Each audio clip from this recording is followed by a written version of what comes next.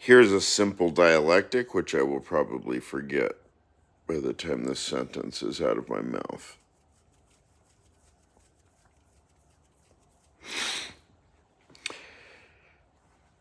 Thesis. Plato. Antithesis. Hume.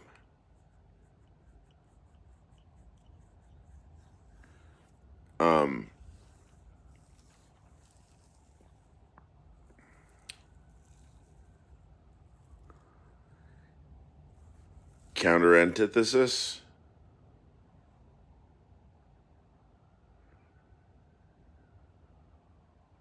Kant.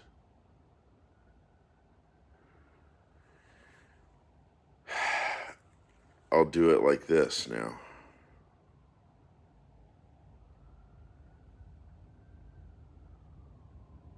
The thesis is the Platonic good. Perfectly naive, perfectly innocent. Rousseau. The truth of innocent, childlike nature. The Platonic good. Now, the skeptical argument from Hume or Nietzsche or whoever wants to be a destroyer today, they say, hey, the world's not like that. Look at all the shit. So you want to compete in the world with your Pollyanna and your Boy Scouts and your Platonic good. There's mad dogs out there. So you're just stupid. You're stupid, naive. You refuse to acknowledge realpolitik. You're stuck in ideology. To speak kiss-ass. I mean, kissing,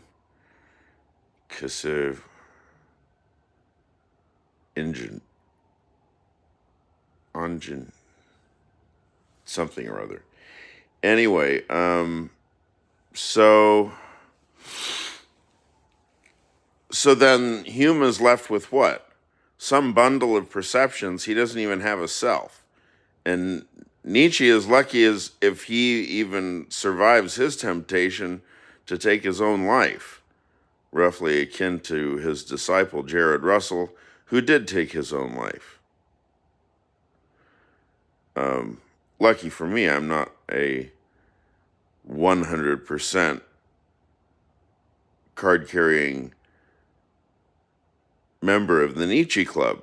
Maybe I'm like 63% card-carrying member. I don't know when the last time I checked was how much of the membership I paid. But, all that shit's in flux.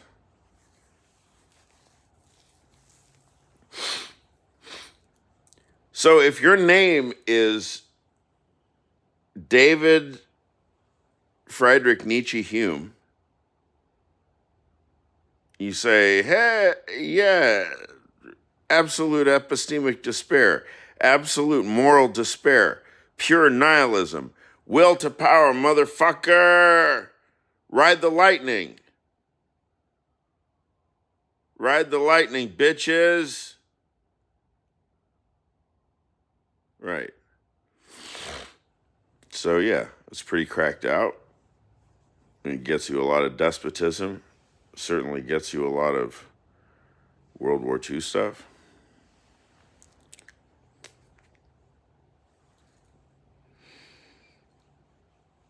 So then, Kant really worries for 10 years and writes the Critique of Pure Reason, and then the Critique of Practical Reason, and then the Critique of Judgment. And all of this was geared toward a moral response from the Pollyanna Boy Scout and Girl Scouts society. how to defend what? Not the description of pure reason. Because if you want to defend the description of pure reason, David Hume, Friedrich Nietzsche are going to just take turns raping you in every hole of your body forever. Sorry for the colorful description, but that's the reality of how philosophers think. So anywho, so Kant figures that we've got to do some meditations about perpetual peace and human dignity and Rousseau and things like that. Human dignity alone. Not maybe alone, but it's a pretty good argument against epistemico-moral despair, epistemico-moral nihilism of David Hume, Friedrich Nietzsche, Friedrich Nietzsche, Heidegger, Lacan. Lacan, not so much. Leave him out of my scorched earth.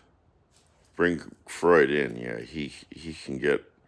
Will scorch. He's allowed to have as much of his earth scorched as something or other. Okay, yeah, that should be pretty clear. Plato, Hume, Kant. Looks sort of syllogistic, doesn't it?